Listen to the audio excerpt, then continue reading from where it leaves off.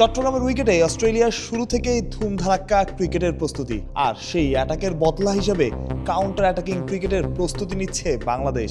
অর্থাৎ টি-20 ক্রিকেটটা যেভাবে খেলতে হয় আর কি।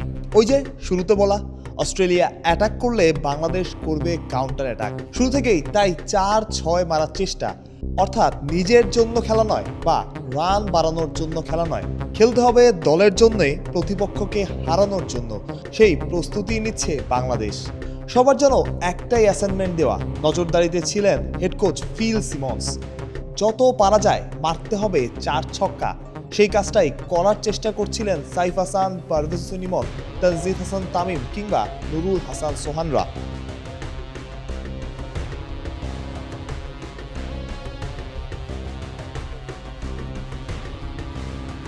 বাংলাদেশ দল জানে এই উইকেটে অস্ট্রেলিয়াকে হারানো সহজ হবে না, আর যদি হারাতেই হয় তবে নিজেদের সেরা খেলাটাই খেলতে হবে।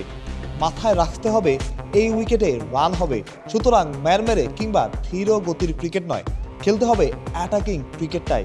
আর অস্ট্রেলিয়া যদি অ্যাটাক করে তবে কাউন্টার অ্যাটাক।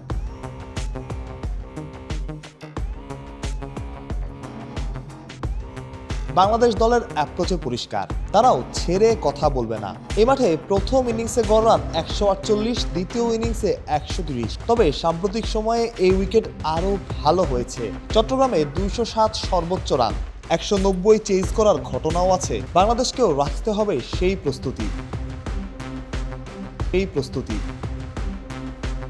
মাহফুজ প্রত্যয়, বিডি ক্রিক টাইম।